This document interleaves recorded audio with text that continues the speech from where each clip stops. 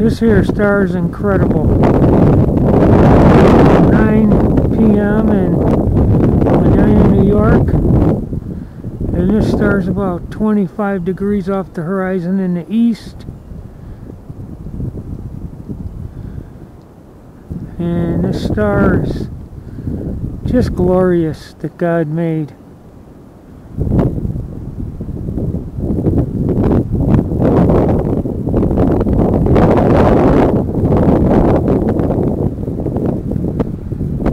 Red, very windy.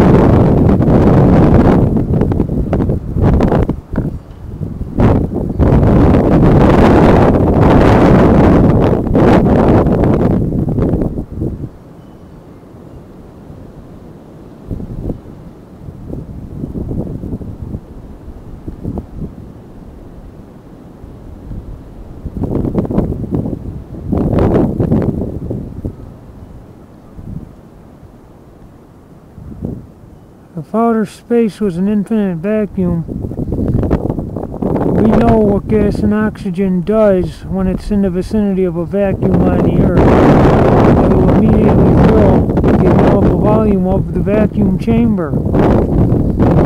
So gas and oxygen disperse in all directions at high velocity on the ground, which is closer to the center of the Earth, so gravity's influence would be stronger. So they try to say that matter weighs less at altitude, and they say that's because gravity's influence is weaker the further you get away from its center or on the ground.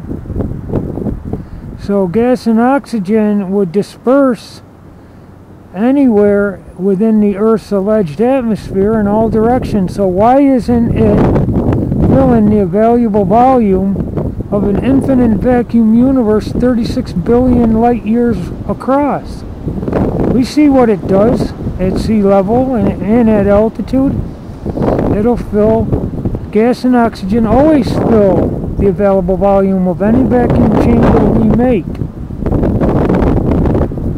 So if it does it closer to the center of the Earth on the ground, if it fills the available volume of a vacuum, and they like to say that matter weighs less at altitude at the top of a mountain, they're saying that that's because gravity's influence is weaker. So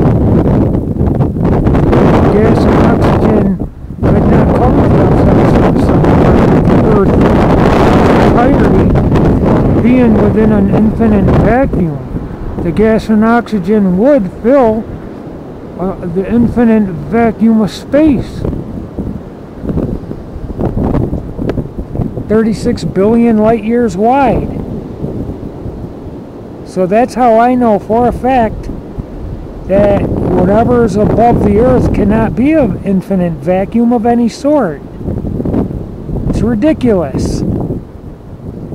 Gas and oxygen would do the same thing at the Kármán line 250 miles high that it does 10 feet above the Earth, above the ground. It disperses in all directions at high velocity. The wind goes up, down, left, right, and diagonally. So why isn't it doing that?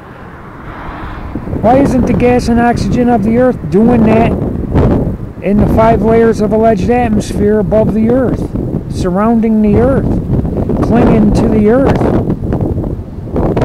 Okay, how does it even get up there if gravity's pulling it down?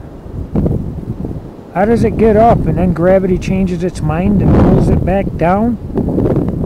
It stops short of the Kármán line where outer space begins and doesn't continue to go up and disperse in all directions. Come on, dude.